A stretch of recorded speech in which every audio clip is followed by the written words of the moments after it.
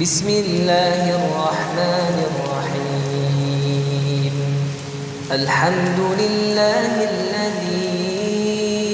أنزل على عبده الكتاب ولم يجعل له عوجا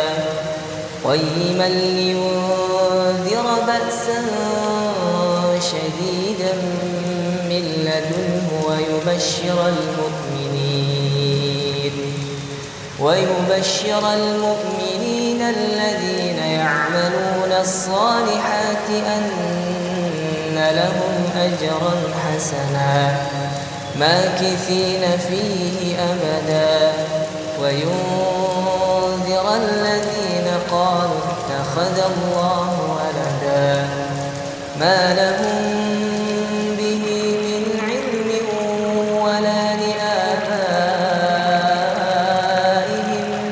كبرت كلمة تخرج من أفواههم إن يقولون إلا كذبا فلعلك باخع نفسك على آثارهم إن لم يؤمنوا بهذا الحديث أسفا إنا جعلنا ما على الأرض زينة لها لنبلوهم أيهم أحسن عملا وإنا لجاعلون ما عليها صعيدا جرزا أم حسبت أن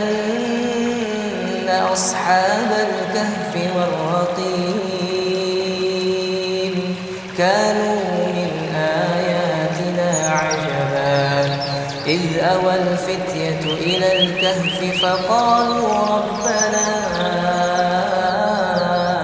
آتنا من لدنك رحمة